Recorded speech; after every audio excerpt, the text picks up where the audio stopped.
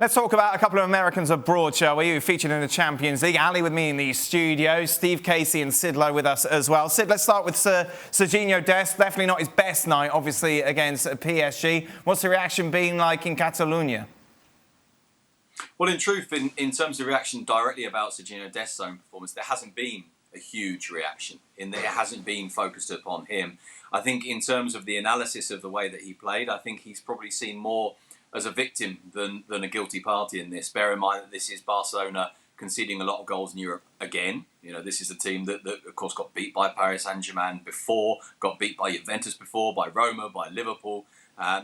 This isn't anything new. I think there's a sense as well that Sergiño Dest came back after an injury perhaps a bit quickly. Had Piqué alongside him, had also come back from an injury perhaps a bit quickly. Had a team that got ran through far too easily against a team that was more athletic than them, was more direct than them, had Mbappe playing absolutely brilliantly, and that these are recurring flaws, and these are flaws that recur from an era well before Sergiño Dest. So although it's true that Koeman talked afterwards about focus and about concentration, about a learning process, I don't think for a minute that anyone in Catalonia is pointing the finger at Dest and saying that's the reason things went wrong against PSG.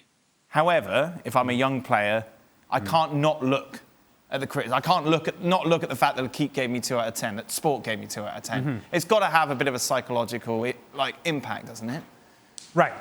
And if he is objective and he looks at himself in the mirror, he would know that he should not have been on the field. Because Sergiño Dest was just coming back from injury. Just like Gerard Piqué, they should not have been on the field. You don't expose this kid, who, yes, may be a learning experience, but the learning experience cannot be accelerated when you're coming off an injury and you say, hey, Sergiño, I got something for you that is going to make you learn real quick.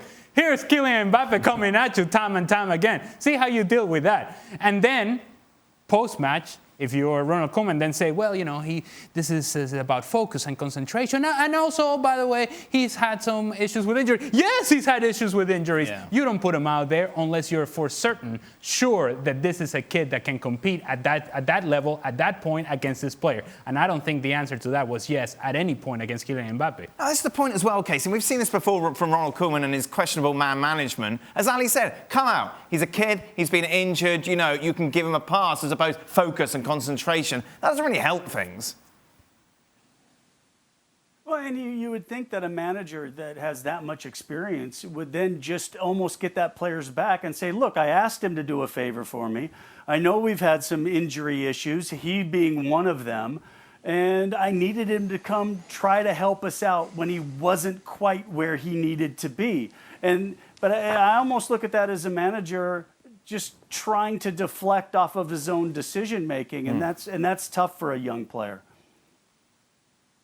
Steve, as a youngster, you must have had games in which you were just torn apart left, right, and centre. Maybe as a veteran as well. How do you respond to it? Yeah, thanks, Dan. It was pretty much my entire career, so I was usually that guy pulling the ball to the back of the net. I appreciate that. But as a member of a back line, or even a goalkeeper for that matter, even more so, you're really dependent upon the people in front of you. So problems actually happen further up the field and break down much further than just in the back line. So really, he's a sitting duck. I don't think it's fair to put all the blame on him, and as what we've heard in the media as well, it hasn't been. But I don't disagree with the decision of the coach to play him, because this is an extremely valuable experience for this young man that he can grow up. I know this game didn't go very well, and that's the reason it will stick in his mind, and he'll reflect upon it, and he'll learn from it. So this is an experience that the coach has given him, probably looking forward down this road this season and into the following seasons coming up, that this kid can reflect on and learn from and grow on, and he can become even better. And if he doesn't play in that game, then it's a lesson he did not learn. It's been a position that Barcelona have struggled to kind of fill, Sid, if you like, if you take a look at the players that have come and gone.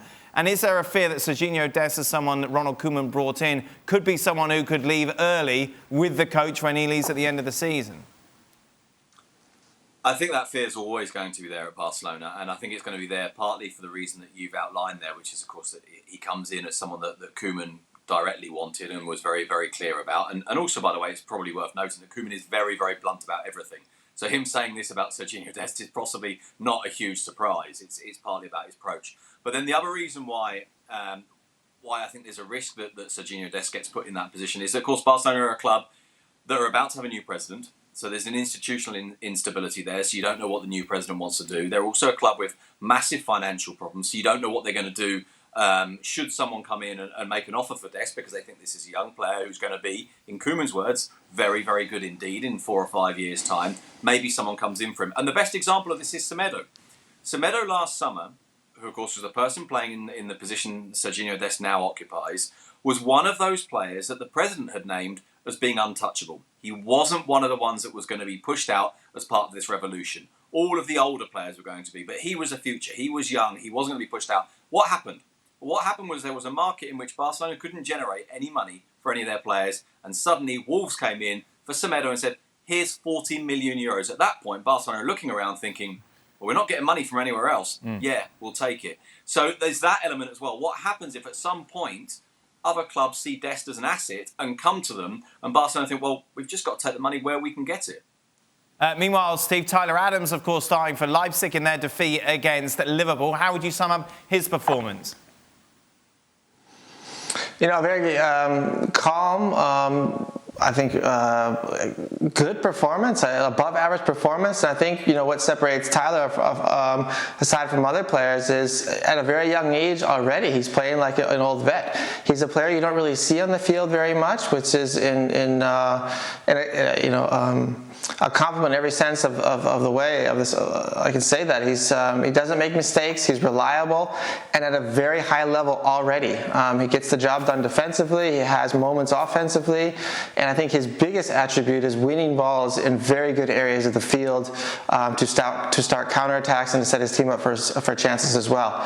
So he's already, in my opinion, an extremely valuable player for this club, but also moving forward for the U.S. national team. Boys, thank you very much. Thank you to Ali as well. Of course, both of those players will be looking to make an impact once again. Both teams looking to turn things around in the next leg of those Champions League matches next month.